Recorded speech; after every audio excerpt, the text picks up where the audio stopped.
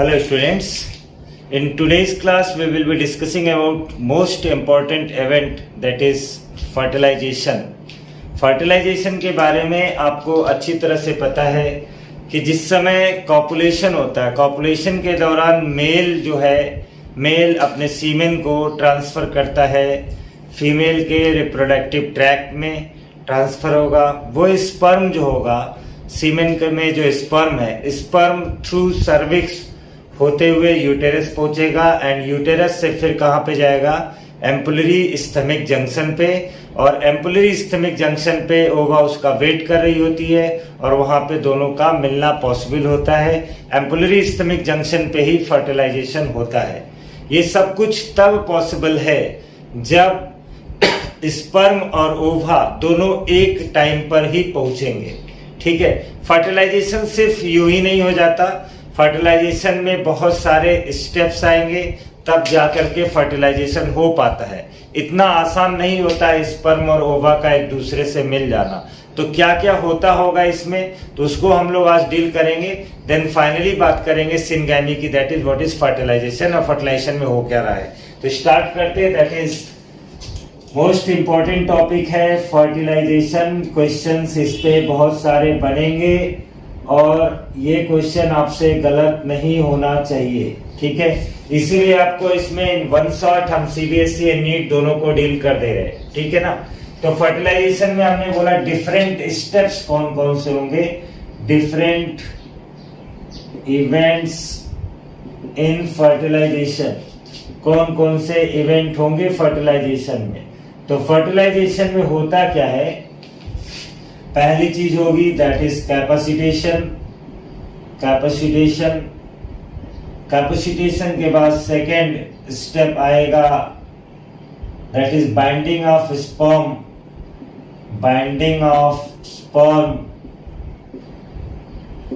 To zona pellucida. ये आपने नाम सुन रखा है जोना पेलुसिडा का, टू जोना पेलुसिडा। थर्ड आएगा जिसको हम लोग बोलेंगे एक्रोसोम रिएक्शन। फोर्थ इवेंट होता है that is egg activation and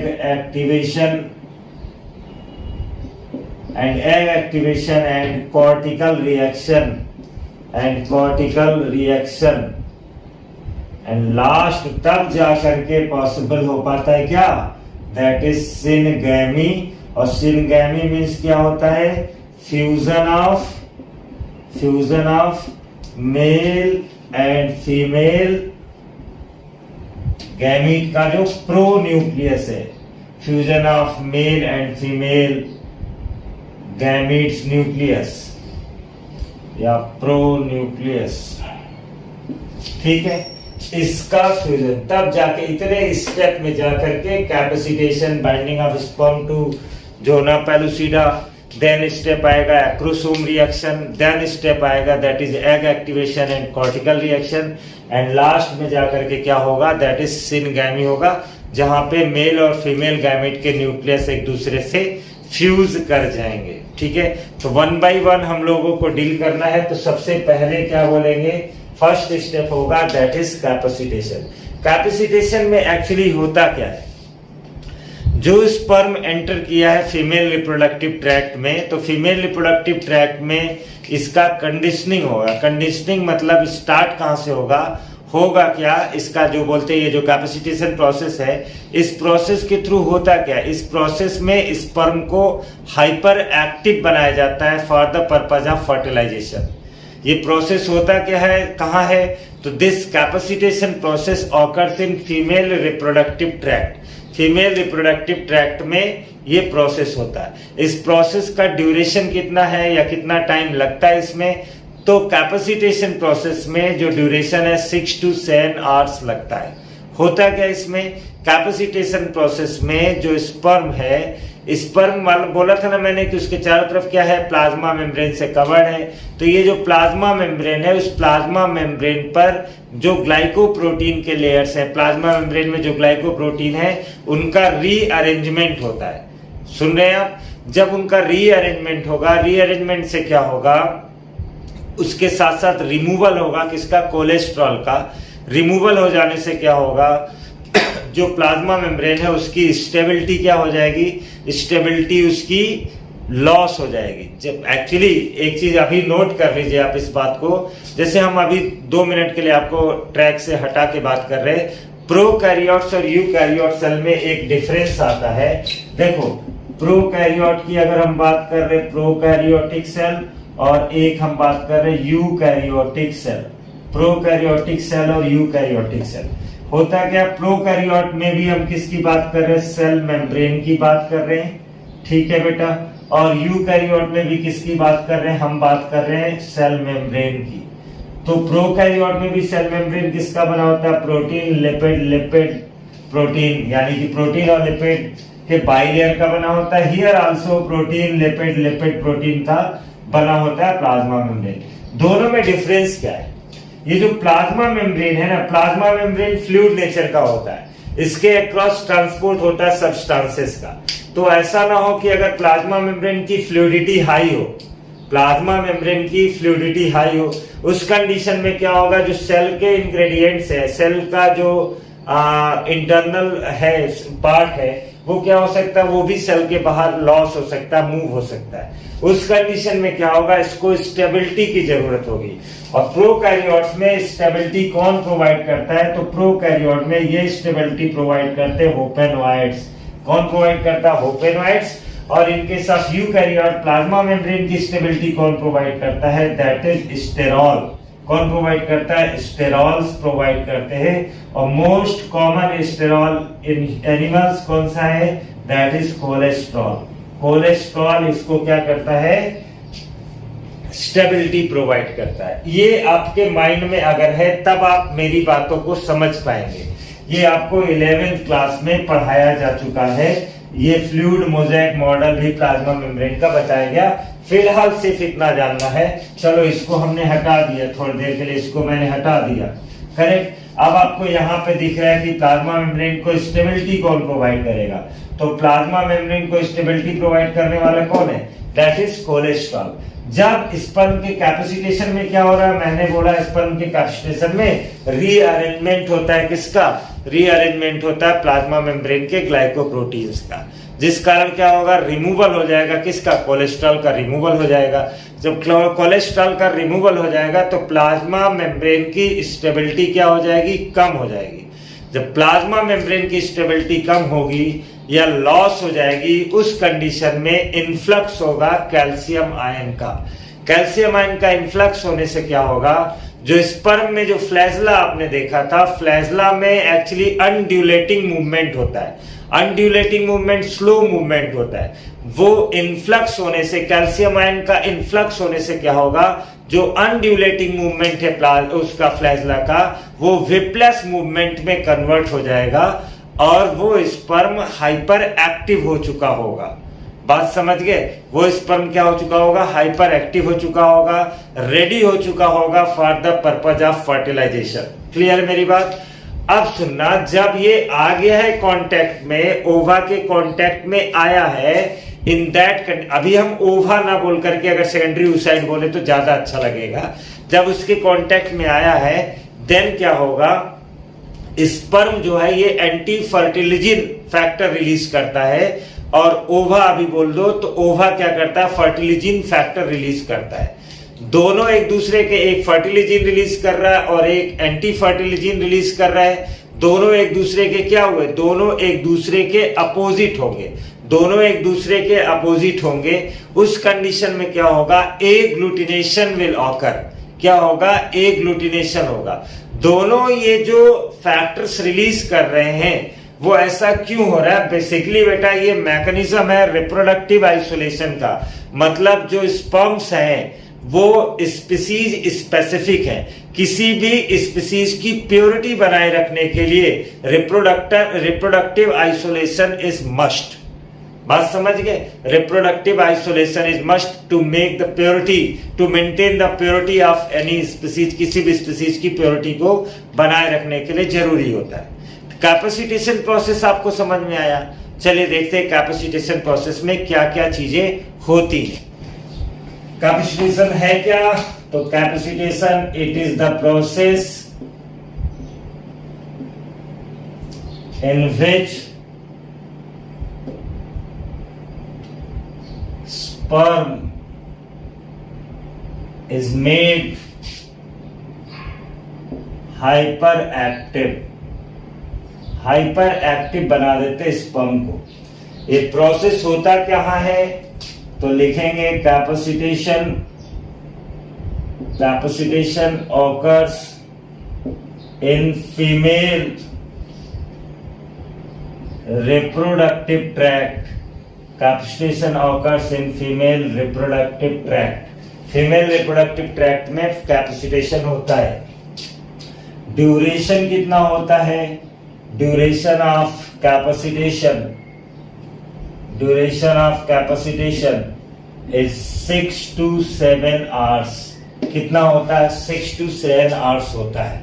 इसमें होता क्या है, in this process there is rearrangement of plasma membranes glycoprotein.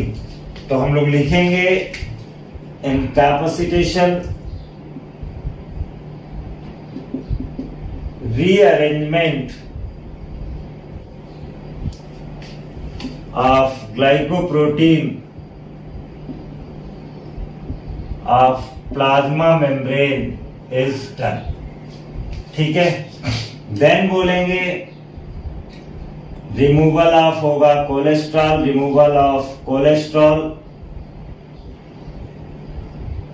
ठीक है, due to which stability of plasma membrane is lost, due to which stability of plasma membrane, due to which stability of plasma membrane is lost, plasma membrane की stability loss हो जाती है, जिस कारण क्या होगा, इसके कारण होगा rapid influx of calcium ion. Rapid influx of calcium ion होगा। इसका परिणाम क्या होगा, रिजल्ट क्या होगा, as a result of it क्या होगा, द अनड्यूलेटिंग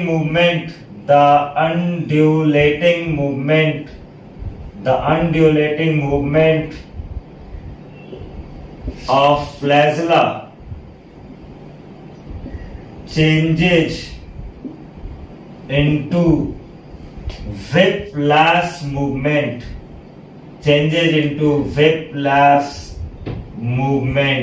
ये whiplash movement में कन्वर्ट हो जाता है। अभी मैंने आपको बोला अनड्यूलेटिंग मूवमेंट क्या होगा, अनड्यूलेटिंग मूवमेंट स्लोली मूव करेगा, धीमे धीमे, क्लियर। लेकिन जो whiplash मूवमेंट होगा फास्ट मूव करेगा, ये भी मैंने आपको बताया। As a result of which undulating movement of flagella changes into whiplash movement। हुआ क्या, अभी जो स्पर्म है इतना करने के बाद, क्या करने के बाद, रीअरेंजमेंट ऑफ ग्लाइकोप्रोटीन के बाद क्या होगा, now sperm is hyperactive for fertilization। अब होएगा क्या, ध्यान से सुनना, ओवा रिलीज कर रहा है, क्या ओवा रिलीज करेगा फर्टिलिजीन, स्पर्म रिलीज करेगा, स्पर्म विल रिलीज एंटी फर्टिलिजीन।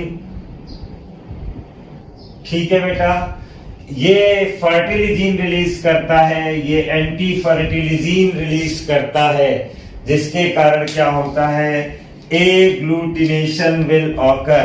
फिर क्या होगा, agglutination, due to which agglutination will occur. ठीक है, ये आकर के स्पर्म इससे अटैच हुआ है, सिर्फ फर्टिलाइजेशन अभी नहीं हुआ है। मेरी बात समझ रहे हैं, फर्टिलाइजेशन नहीं हुआ है, सिर्फ वो एक दूसरे को अभी देख पाए हैं, कांटेक्ट में आए हैं, अभी तो बहुत सारे कन्वर्सेशन होंगे। तो एग्लूटिनेशन विल ऑकर, किस कारण एग्लूटिनेशन होता है, ये भी क्वेश्चन आपका नीट में पूछा गया। इस कारण होता है कि जो फर्टिलिजीन है वो ओवा रिलीज कर रहा है, और एंटी फर्टिलिजीन कौन रिलीज कर रहा है, स्पर्म रिलीज कर रहा है, जिसके कारण एग्लूटिनेशन होगा। याद रखना इसके जो ये है ना, जो स्पर्म्स हैं, स्पर्म्स किस कारण से स्पीसीज स्पेसिफिक है? Due to anti fertilizin. Sperms are species specific, species specific clear है? स्पर्म्स जो है वो स्पीसीज स्पेसिफिक है। इसके कारण क्या होगा? किसी अदर स्पीसीज का स्पर्म किसी और के ओवा को फर्टिलाइज नहीं कर पाएगा, भले ही कॉपुलेशन हो जाए, भले ही इंसेमिनेशन हो जाए, फर्टिलाइजेशन नहीं होगा। क्यों? क्योंकि अगर अदर स्पीसीज है, because this is mechanism of reproductive isolation, because this is mechanism of reproductive isolation. ये रिप्रोडक्टिव आइसोलेशन का एक मैकेनिज्म है। इसमें क्या होता है? रिप्रोडक्टिव आइसोलेशन क्यों होता है? इट ऑकर्स टू मेंटेन, किसके लिए? To maintain the purity of species, the purity of any species. उस स्पीसीज की प्योरिटी को मेंटेन रखने के लिए रिप्रोडक्टिव आइसोलेशन होता है। ये कैपेसिटेशन आई थिंक आपको समझ में आया होगा कि कैपेसिटेशन में क्या क्या चीजें होती हैं। कैपेसिटेशन में मैंने आपको सारी चीजें बताई। क्या क्या बताया? जिस प्रोसेस में क्या होगा? Process in which sperm is made hyper active. ये बेसिकली स्पर्म की कंडीशनिंग हो रही है सो दैट उसको डायरेक्ट नहीं जाकर के फर्टिलाइज करना है, उससे पहले उसको कुछ तपस्या करनी है, कुछ सेक्रीफाइस करना है। क्या क्या करना है? कुछ चेंजेस लाने अपने अंदर। वो क्या क्या चेंजेस आ रहा है? रीअरेंजमेंट हो रहा है किसका? ग्लाइकोप्रोटीन ऑफ प्लाज्मा मेम्ब्रेन का रीअरेंजमेंट होगा, रिमूवल होगा कोलेस्ट्रॉल। कोलेस्ट्रॉल लूज करो भैया, कोलेस्ट्रॉल का रिमूवल होगा। और कोलेस्ट्रॉल का रिमूवल होने के बाद तब जाकर के जो मूवमेंट है वो किस में कन्वर्ट होता है? अनड्यूलेटिंग विप्लस में कन्वर्ट होता है। ये सारे प्रोसेस किसको बोलते हैं? All together this comes under capacitation. All together these processes comes under capacitation. Okay, next हम देखेंगे that is binding of sperm to zona pellucida. Next step is binding of sperm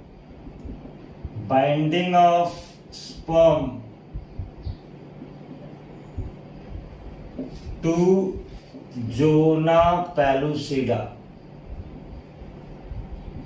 आप बिलीव करेंगे only in this event, केवल इस event से ही कम से कम 4-5 questions बनते हैं। और आपको ऐसे अगर बताया जाए, सिर्फ एक लाइन में मैं बता दूं कि स्पर्म क्या करता है? जोना पेलुसिडा से आकर के बाइंड कर जाता है, दैट्स इनफ। लेकिन नहीं, अभी देखो क्वेश्चंस कैसे कैसे इसमें बनेंगे। Binding of sperm to zona pellucida में हम लोग फर्स्ट पॉइंट बोलेंगे, जो जोना पेलुसिडा की जो मेम्ब्रेन होती है, जोना पेलुसिडा की जो मेम्ब्रेन होती है, जोना पेलुसिडा की मेम्ब्रेन बेसिकली ग्लाइकोप्रोटीनेशियस इन नेचर होती है। पहला क्वेश्चन तो पूछ लिया, इसका नेचर कैसा होता है। सेकंड क्वेश्चन बोलेंगे कि जो जोना पेलुसिडा की मेम्ब्रेन है, ये प्राइमरी मेम्ब्रेन है, सेकेंडरी मेम्ब्रेन है या टर्सरी टाइप की मेम्ब्रेन है।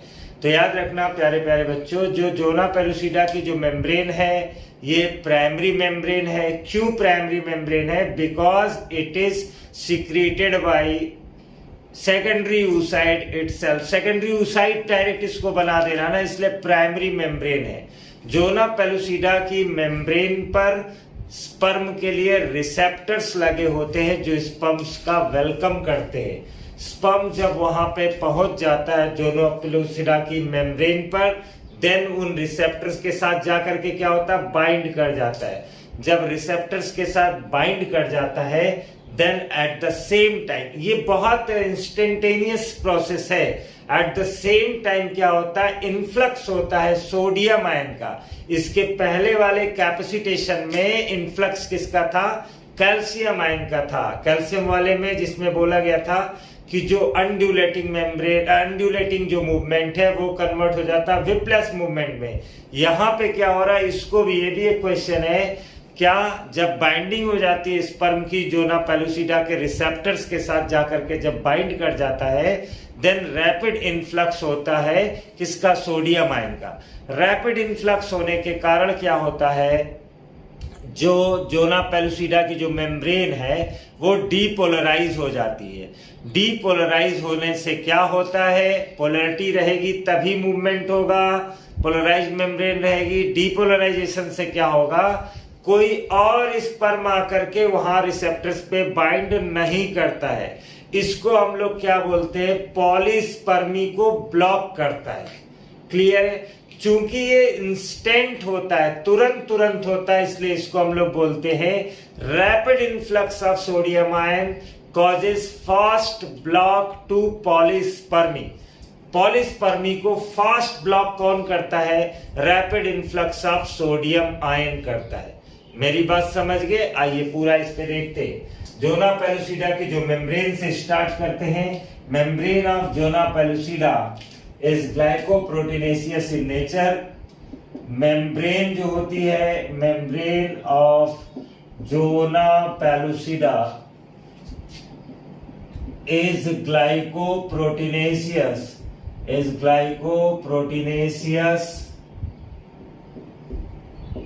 in nature, is glycoproteinaceous in nature। ये कैसी होती है, ग्लाइकोप्रोटीनेशियस होती है।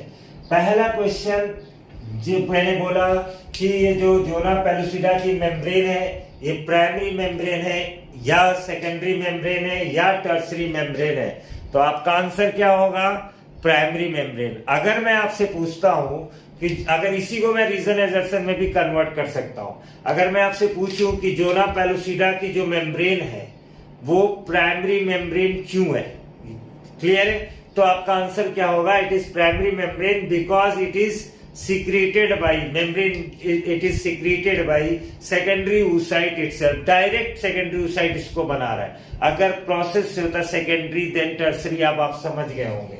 तो लिखेंगे membrane of zona pellucida, this membrane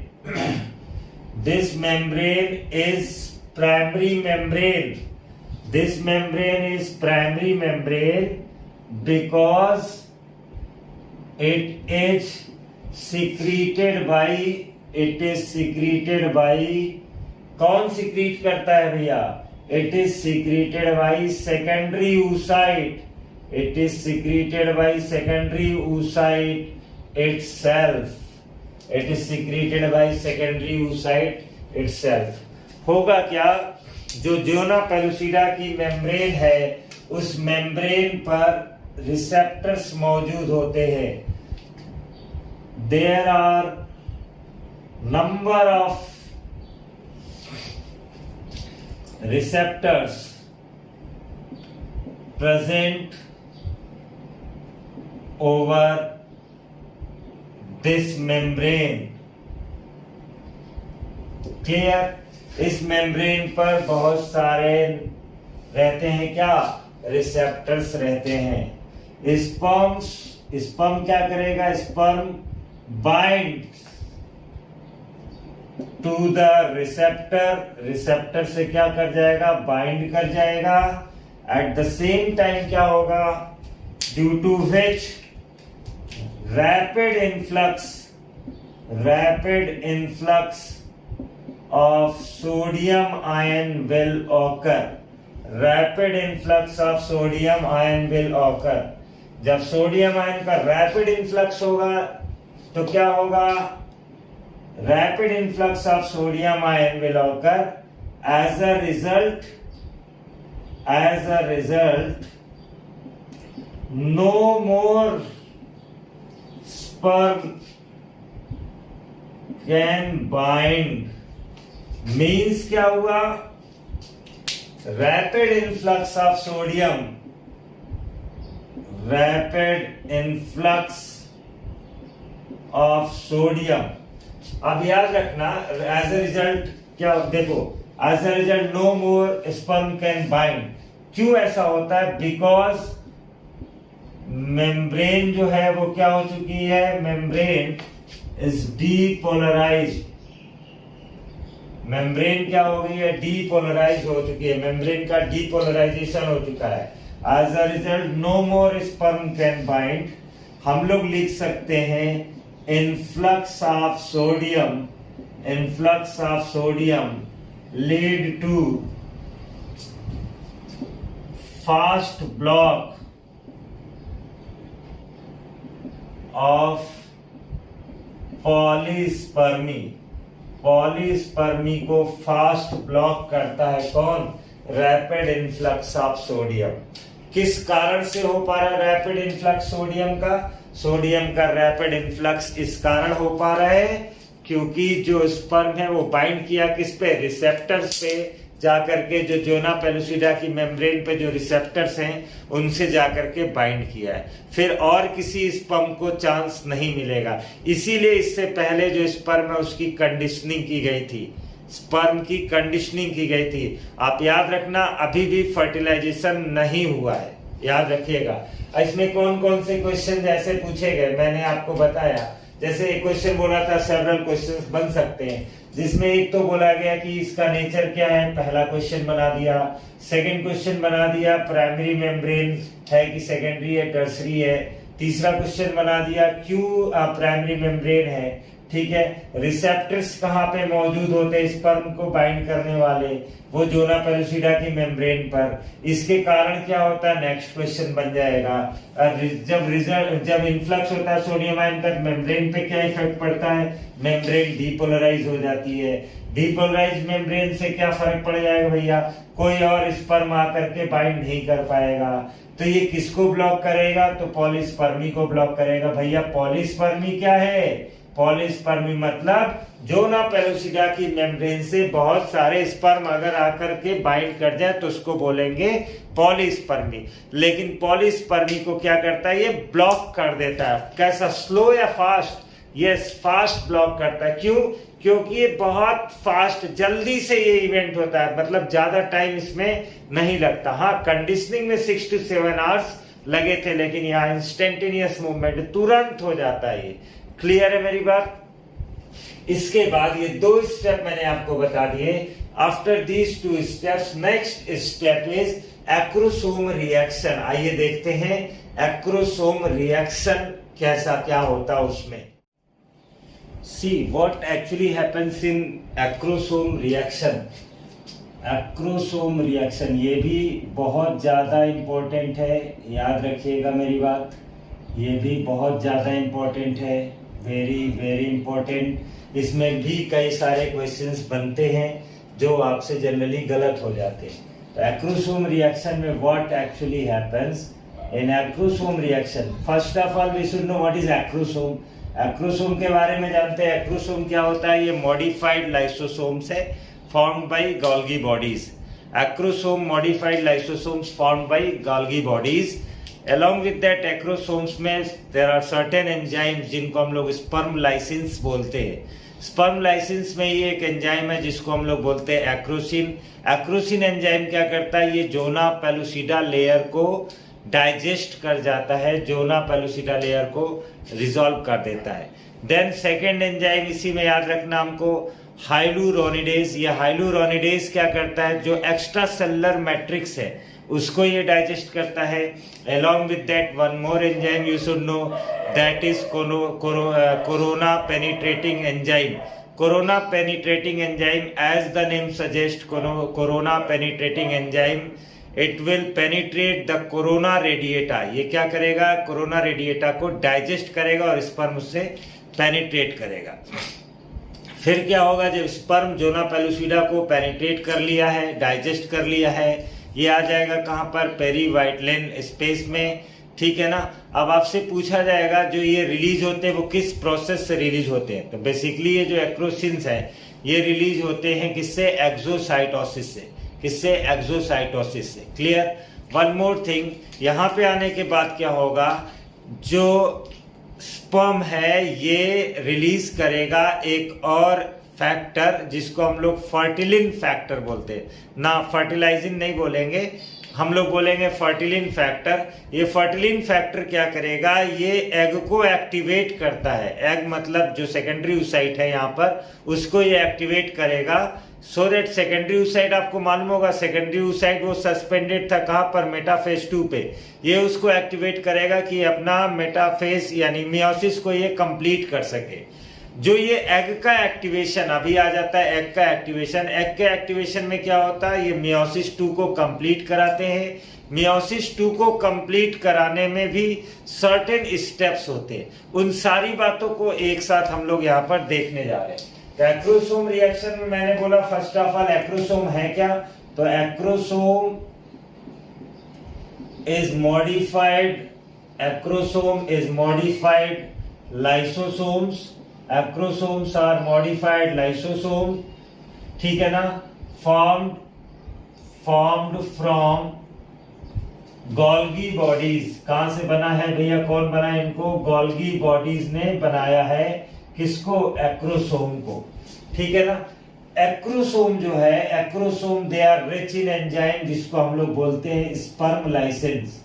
एक्रोसोम्स are rich in enzyme, जिसको हम लोग बोलते हैं स्पर्म लाइसिन। इसी स्पर्म लाइसिन में कौन कौन से एंजाइम है, एक होगा दैट इज एक्रोसिन। ये एक्रोसिन एंजाइम, ये भी बहुत ज्यादा इंपॉर्टेंट, ठीक है ना, सेवरल टाइम पूछा हुआ। एक्रोसिन एंजाइम क्या करेगा, this acrosin enzyme, this enzyme will digest, this enzyme will digest zona pellucida, this enzyme will digest zona pellucida. अब एक चीज याद रखना, डिपेंडिंग अपॉन द कुछ टाइप ऑफ क्वेश्चन आस्क्ड, अगर बोला जाएगा स्पर्म लाइसेंस डाइजेस्ट करते हैं जोना पेलुसिडा को, तो भी आपका आंसर सही है। अगर बोला जाता है एक्रोसिन, अगर स्पर्म लाइसेंस के साथ साथ एक्रोसिन दिया हुआ है, तो acrosin will be most appropriate answer. Along with that एक और एंजाइम होगा जिसको हम लोग कहते हैं हाइलुरोनिडेज। ये क्या करता है, जो एक्स्ट्रा सेलुलर मैट्रिक्स है, एक्स्ट्रा सेलुलर मैट्रिक्स है, उसको डाइजेस्ट करेगा। It will digest extra cellular matrix, it will digest extra cellular matrix, ये एक्स्ट्रा सेलुलर मैट्रिक्स को डाइजेस्ट करेगा। और एक और याद रखना दैट इज CPE, जिसको हम लोग बोलते हैं corona penetrating enzyme, corona penetrating enzyme. ये कोरोना पेनिट्रेटिंग एंजाइम क्या करता है, ये डाइजेस्ट करता है किसको, ये डाइजेस्ट करता है कोरोना रेडिएटा को, कोरोना रेडिएटा को ये डाइजेस्ट करेगा। क्लियर है मेरी बात। अब इस कंडीशन में देखना, ये हमने बना दिया, अगर ये हमने एक बना दिया यहाँ पर, दैट इज ये बनाया जोना पेलुसिडा, ये जोना पेलुसिडा मैंने बना दिया, क्लियर है, ये मैंने बना दिया। नेक्स्ट ये जोना पेलुसिडा है, ये मैंने बनाया। Next that is cell membrane या plasma membrane of secondary oocyte, this one is the labelling कर लो, cell membrane of secondary oocyte, ये सेकेंडरी oocyte का सेल मेम्ब्रेन है, ठीक है। ये स्पर्म हमने बना दिया, ये स्पर्म बना दिया हमने, ये स्पर्म है, ठीक है। ये स्पेस क्या है, इसी स्पेस को तो हम लोग बोलते थे पेरीवाइटलाइन स्पेस। ये स्पेस कौन सा है, this space is perivitelline space, clear. और ये जो मेम्ब्रेन ब्लैक से बना है, this one is the zona pellucida, ये कौन सा मेम्ब्रेन है, जोना पेलुसिडा। और ये क्या है, this one is the sperm. क्या करेगा ये इसको डाइजेस्ट करेगा, किसकी मदद से, एक्रोसिन की मदद से ये इसको डाइजेस्ट करेगा। और एक टाइम ऐसा आएगा जब ये स्पर्म जो है वो कहां पे आ जाएगा, ये स्पर्म आ जाएगा आपका, दैट इज पेरीवाइटलाइन स्पेस में ये स्पर्म आ चुका है। पेरीवाइटलाइन स्पेस में आने के बाद क्या होगा, पेरीवाइटलाइन स्पेस में आने के बाद ये स्पर्म्स जो है वो फर्टिलिन को सिक्रीट करेंगे। किसको सिक्रीट करेंगे, स्पर्म रिलीज करेगा, फिर किसको, फर्टिलिन को रिलीज करेगा। कब फर्टिलिन को रिलीज करेगा, तब जब ये पेरीवाइटलाइन स्पेस में आ चुका है। फर्टिलिन क्या करेगा, it will activate the secondary oocyte to complete the secondary oocyte to complete its meiosis. जैसा कि हम लोग जानते हैं सेकेंडरी oocyte किस पे सस्पेंडेड रहता है? Secondary oocyte suspended at metaphase 2. जैसा कि हम लोग जानते हैं that secondary oocyte was suspended, लिख लेंगे which was suspended at metaphase 2. जो मेटाफेज सेकेंड पर सस्पेंडेड था उसी को ये एक्टिवेट करेगा. Next step will see that is egg activation. Egg activation में क्या होगा? एग एक्टिवेशन भी एक मल्टी स्टेप प्रोसेस है. आइए नेक्स्ट देखते हैं दैट इज एग एक्टिवेशन.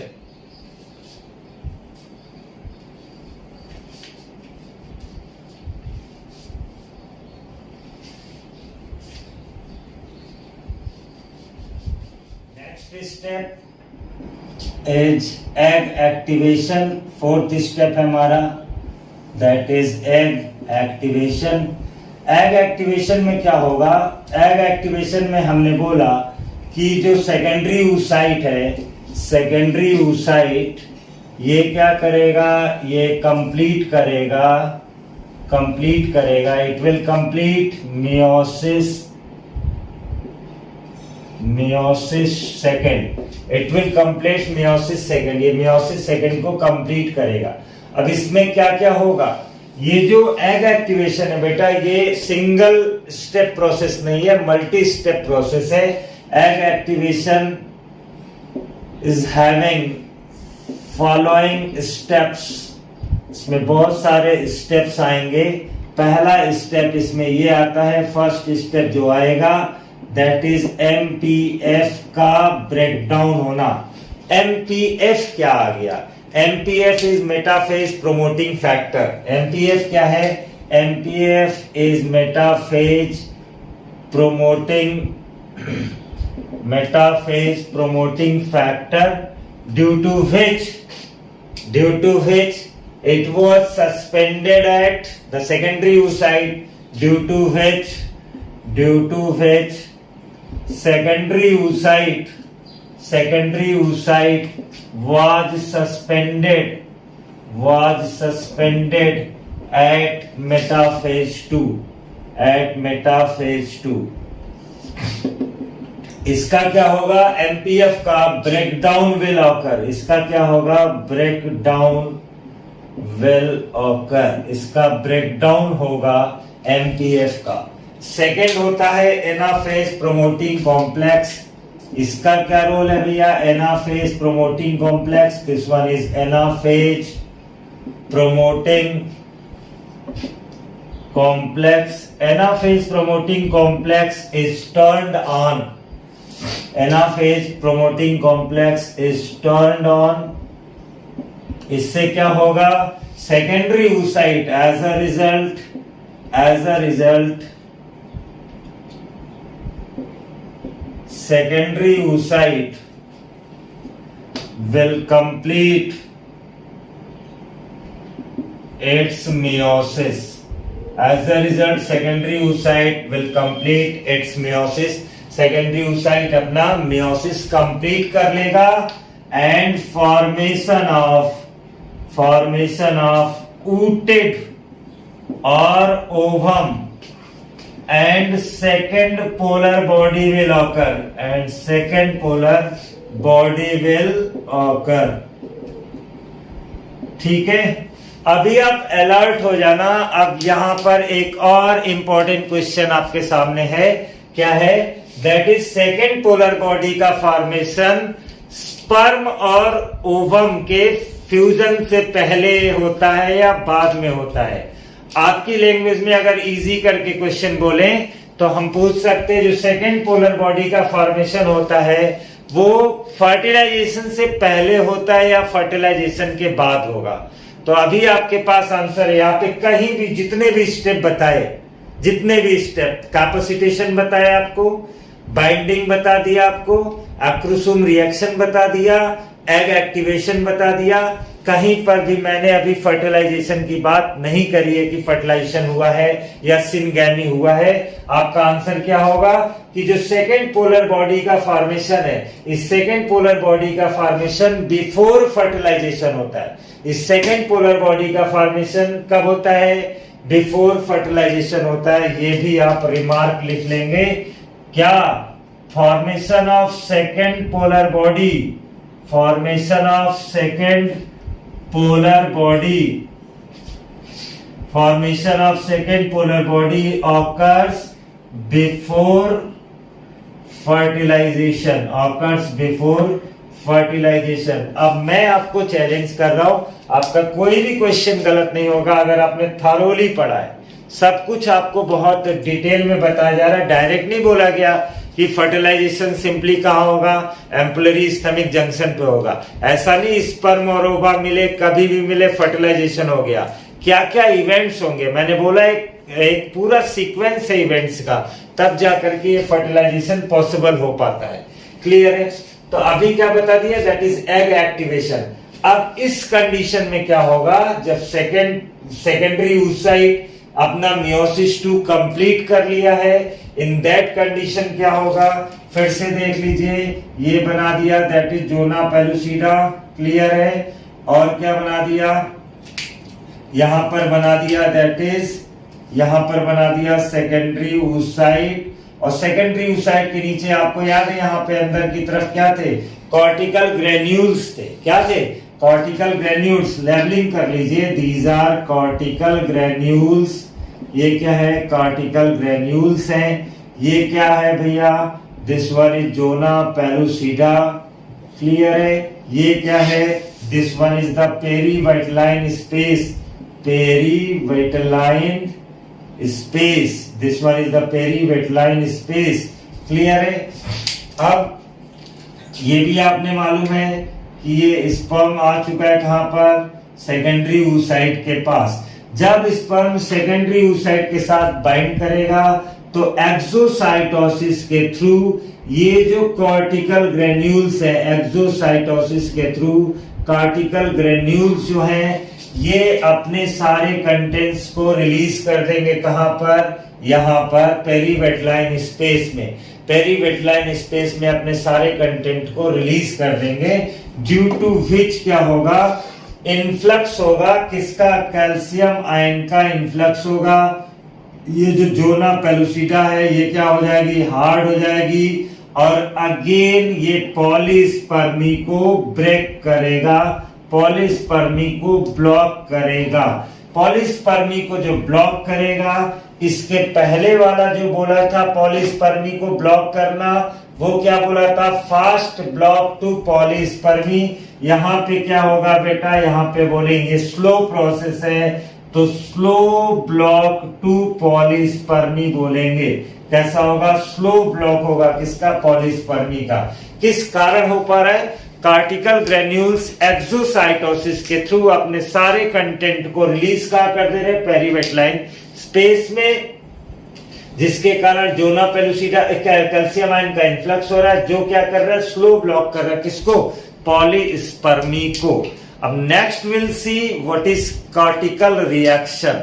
इसी को अब डिटेल में देखेंगे, कॉर्टिकल रिएक्शन में क्या क्या होता है। जो एग एक्टिवेशन बताया, उस एग एक्टिवेशन में आपको याद क्या क्या रखना है? आपको फर्टिलिन याद रखना है, आपको MPF that is metaphase promoting factor याद रखना है, आपको एनाफेज प्रोमोटिंग कॉम्प्लेक्स याद रखना है।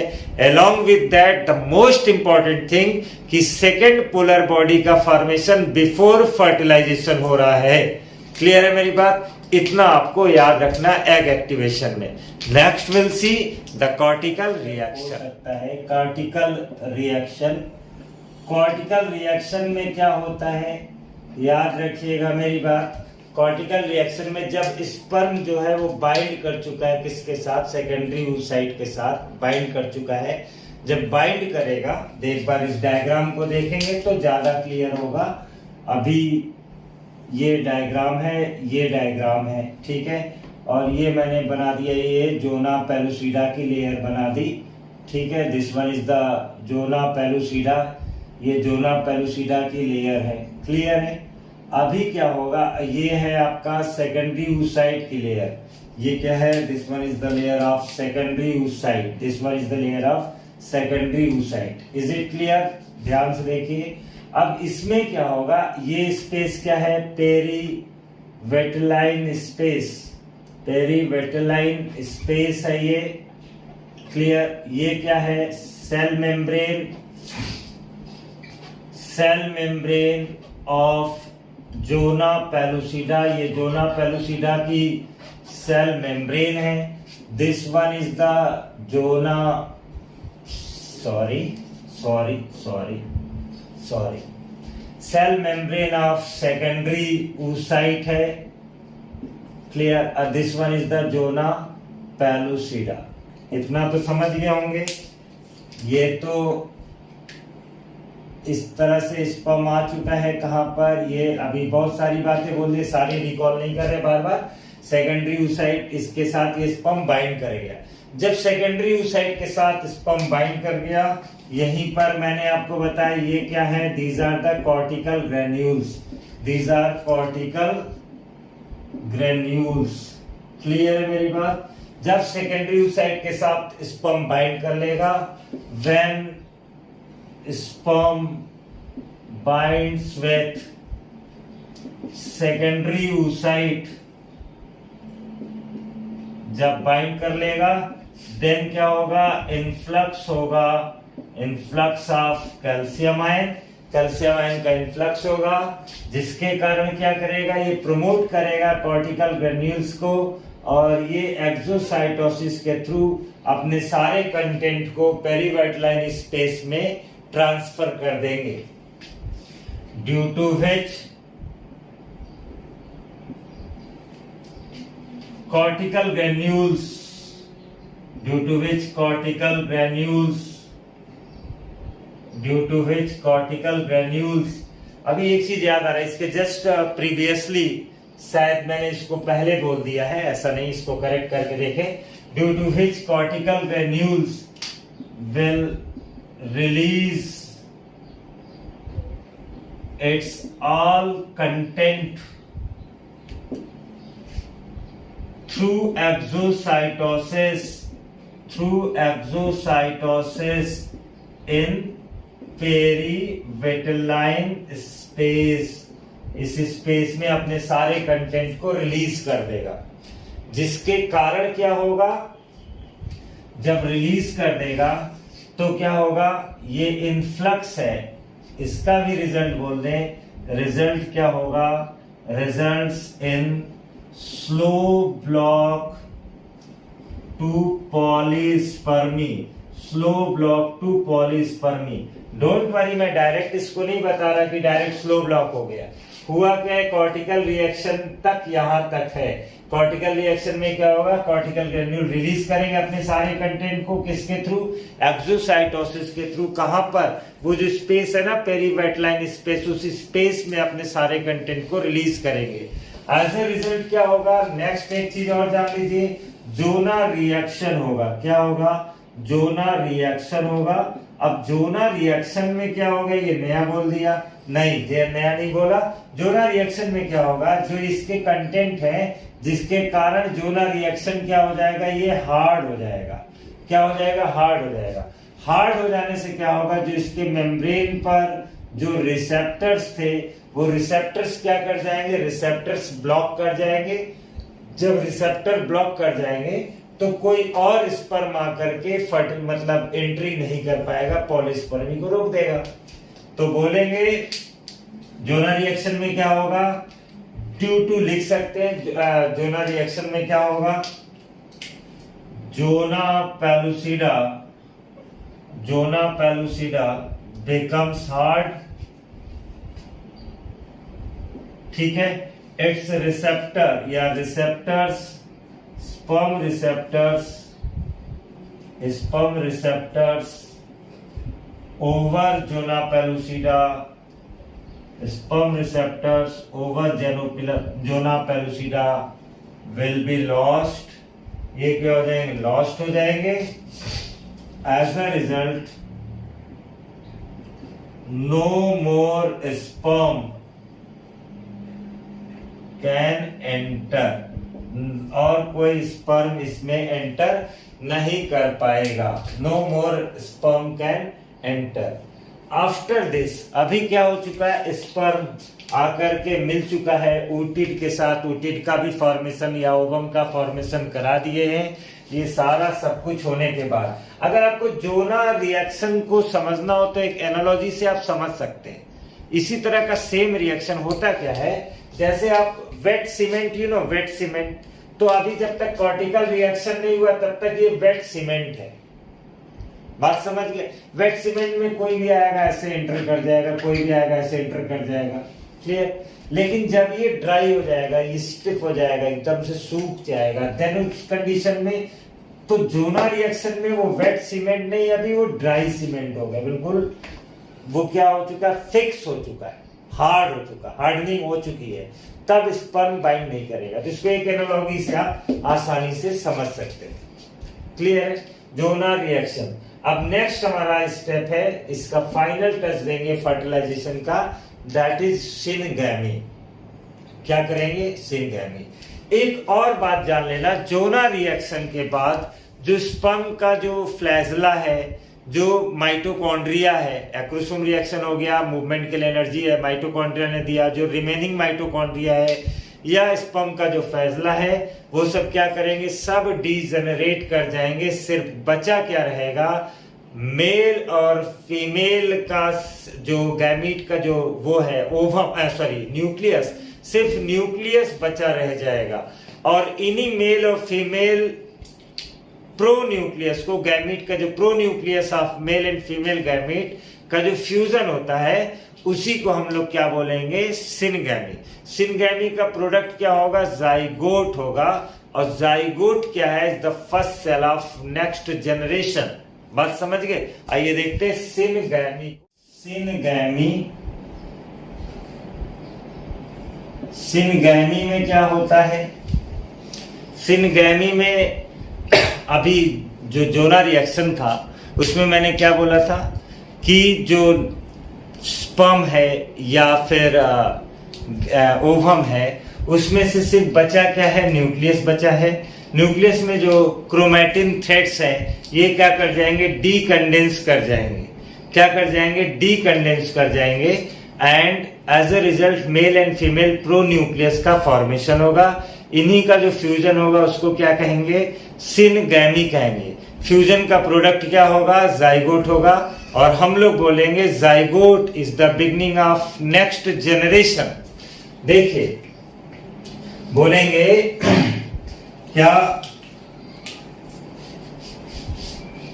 द क्रोमैटिन थ्रेड्स, क्या क्या हो रहा है इसमें, द क्रोमैटिन मटेरियल या क्रोमैटिन थ्रेड डीकंडेंसेस, ये डीकंडेंस हो जाएगा। Male and female pronucleus form, male and female pronucleus बनेंगे।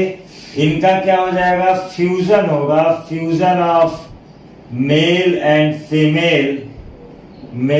Female pronucleus will occur. ठीक है, इसी को सिनगैमी बोला। As a result zygote is formed, as a result zygote is formed. Zygote क्या है, zygote is the beginning, zygote is the beginning of next generation. Zygote is the beginning of next generation. Clear है मेरी बात? Zygote को हम लोग बोलते हैं नेक्स्ट जनरेशन का बिगनिंग है, क्योंकि जाइगोट के बाद ही फिर बाकी के सारे डिवीजन होंगे। अब एक चीज याद रखना, जो फर्टिलाइजेशन हो रहा है या सिनगैमी हो रहा है, ये क्या करता क्या है, ये दोबारा से डिप्लॉयड कंडीशन को रिस्टोर कर देता है। मेरी बात समझ गए? जो मेल गैमीट था sperm, that was haploid, female gamete ovum, this one is haploid, दोनों क्या कर गए, फ्यूज कर गए, अगेन 2n कंडीशन आ गई। इसलिए हम लोग बोल सकते हैं कि स्टेटमेंट को fertilisation restores the diploid condition, restores the diploid condition। ये डिप्लॉयड कंडीशन को रिस्टोर करता है कौन, फर्टिलाइजेशन। अब एक चीज और याद रखिएगा, जो सेक्स डिटरमाइन होता है बेबी का, वो सेक्स डिटर्मिनेशन जो होगा वो at the time of fertilisation ही हो जाता है, क्योंकि ओवम में ऑलवेज सेम कंडीशन बनी रहती है। देखेंगे हम लोग, लिखेंगे इसको, the sex of the baby, the sex of the baby whether it will be male और female, the sex of the progeny is decided at the time of fertilization, at the time of fertilization, fertilization के समय ही हो जाता है।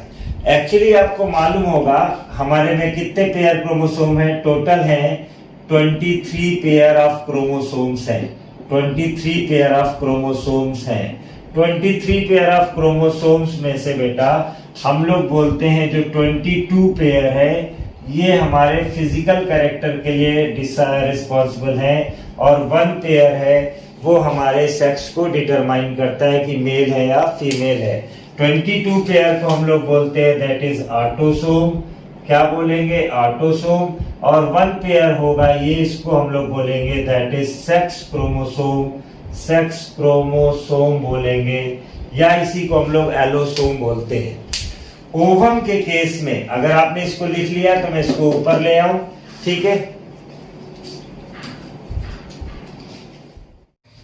जैसे ये ovum जो है, ओवम ये ऑलवेज सिंगल टाइप का होता है, इज ओनली 1 टाइप। ओवम केवल एक टाइप का होगा, दैट इज हमने बोला 22 पेयर क्या होंगे, फिजिकल कैरेक्टर्स को डिसाइड करेंगे, और 1 जो होगा वो डिसाइड करेगा दैट इज हमारे सेक्स को।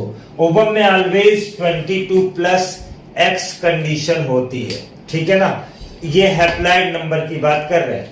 और स्पर्म में क्या होगा, स्पर्म के केस में हो सकता है 22 एक्स, हो नहीं सकता, होता है 22 plus X and 22 plus Y condition भी होती है।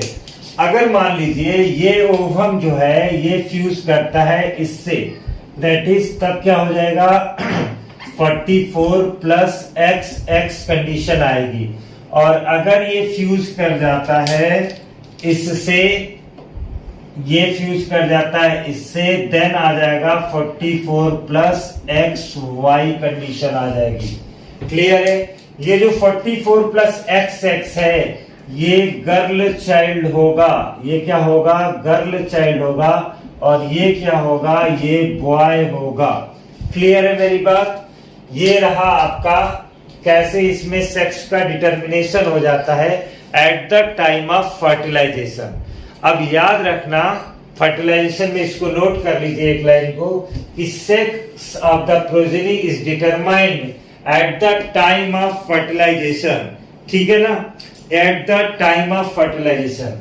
अब एक चीज और मान लीजिए जो सेकेंडरी oocyte रिलीज हुआ है और फर्टिलाइजेशन नहीं हो पाया किसी कारण से, फर्टिलाइजेशन नहीं हो पाएगा तो सेकेंडरी oocyte कितने देर में डिस्ट्रॉय हो जाएगा, डीजनरेट कर जाएगा। तो in absence of fertilisation secondary oocyte degenerates in 24 hour, 24 hour से ज्यादा वो स्पर्म का और इंतजार नहीं कर सकता है ओवा। इस बात को याद रखिएगा। In absence of fertilisation, in absence of fertilisation, in absence of fertilisation secondary oocyte degenerates, secondary oocyte degenerates in 24 hours, 24 hours में secondary oocyte degenerate कर जाता है। ये सब कुछ क्या था बेटा, ये सब कुछ जितना भी आपको बताया गया this all includes as fertilisation. ये सब कुछ क्या है, फर्टिलाइजेशन के सारे इवेंट थे।